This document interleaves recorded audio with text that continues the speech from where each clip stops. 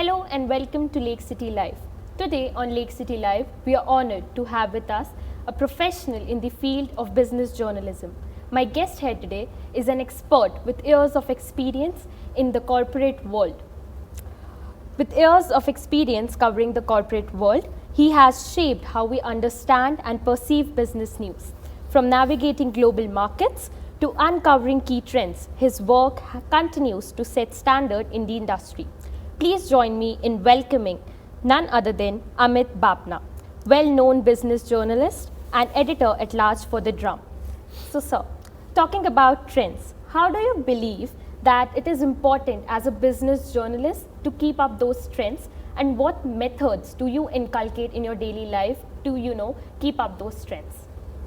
Interesting question, and particularly in today's world, when there's so much of traffic and clutter, it does get a difficult thing to do. But I think it's very important to have. I'm a little old-fashioned in that sense, so sound reading habits is what I would recommend for everyone. So get your dose of daily newspapers if you can. Choose your favorite websites. Get your good podcasts in place.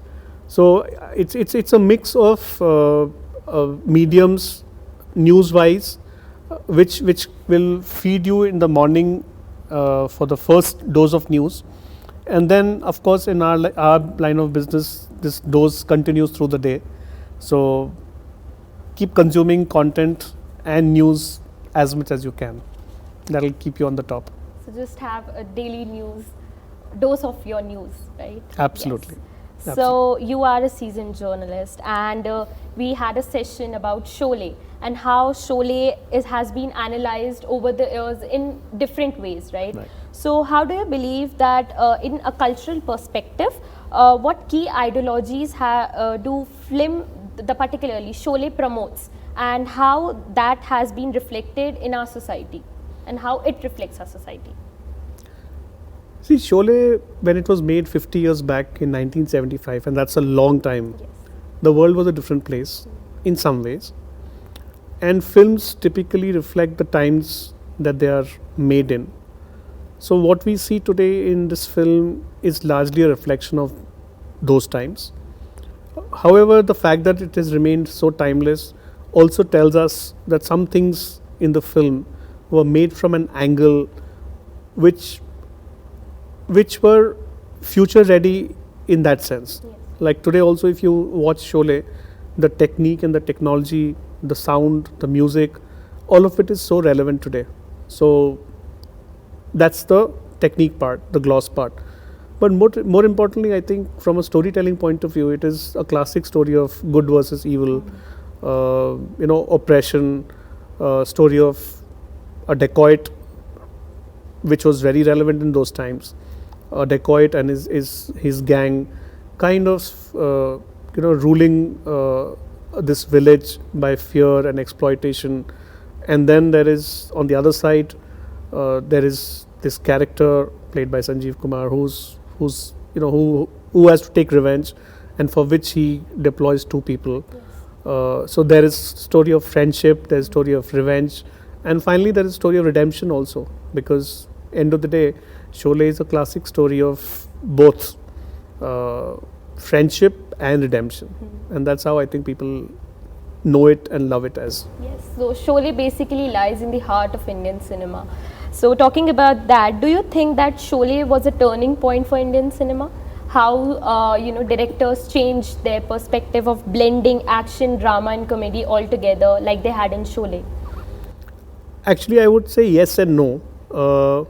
Yes, because some of the technical finesse that the film deployed, the way the story was written, because I think Sholay was one of the first films which was written so sharply on paper, much before it went on screen, and that was quite a new thing. It was a novelty for those times.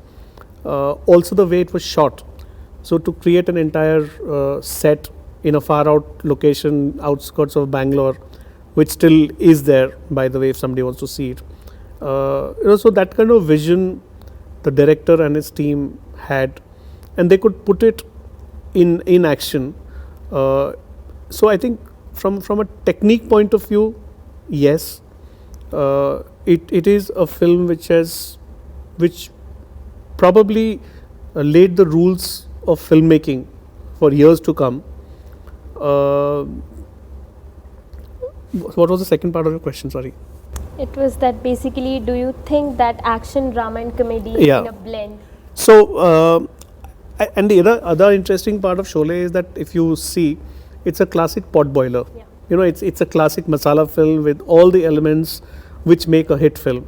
So whether you have comedy, you got tragedy, you got sad moments, you got happy moments, you got songs, you got a riveting background score, you got revenge, you got action, you got horses charging, you got guns, bullets, item numbers, everything that you could ask for in a classic pot boiler.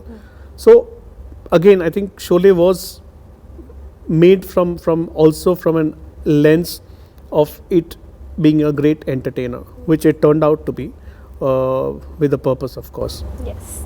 So, looking ahead, coming back to your expertise as a business journalist, what do you believe are the current challenges that people in your profession are suffering from, or they are facing those challenges? You mean fellow journalists? What are the Yes. challenges?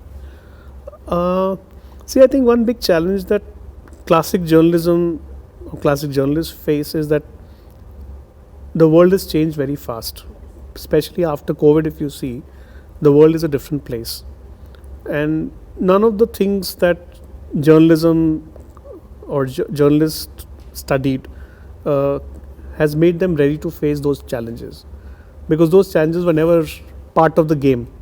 They were never part of the syllabus. But the fact is that a predominant print country like India has become a largely digital country all of a sudden.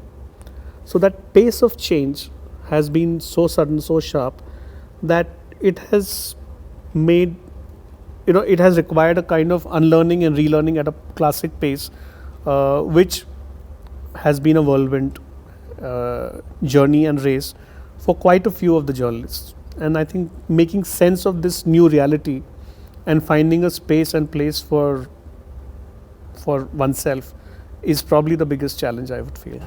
Yes, so learning never ends basically. Yeah. So again, coming to that, as you said, that after COVID so much has changed, and what we have seen is that people are consuming so much of digital media, Yeah. and there spreads a lot of misinformation. No. So how do you believe, as a perceiver as well as one who tells people the news, right? How can we avoid having all of this misinformation that we have? See, I think misinformation comes from lack of information as the definition of the word, and lack of information comes from lack of knowledge. So I still feel that if you research hard enough, if you talk to people, see, stories are written by researching, by talking to people on ground. I mean, you can always write a story just by looking at 5 stories on Google and rehash, but there is no authenticity to that story, as against talking to the people who are at the heart of that story, getting the first hand version from those people. And I'm talking of business stories. So business stories are best written by talking to people, experts, and also spending time in understanding the subject, understanding the topic. I mean, one challenge the current world is facing is that everything has to be at the speed has become bigger and a bigger motivator than quality, which is probably not the right way of doing it. I think both have to be managed together. So quality and time. Yeah, should be managed. spend time researching, Yes. understand the Research. subject that you're writing about, and then get down to writing. Thank you so much, sir. That was such an insightful conversation with you. For more such insightful conversations, keep watching Lake City Live.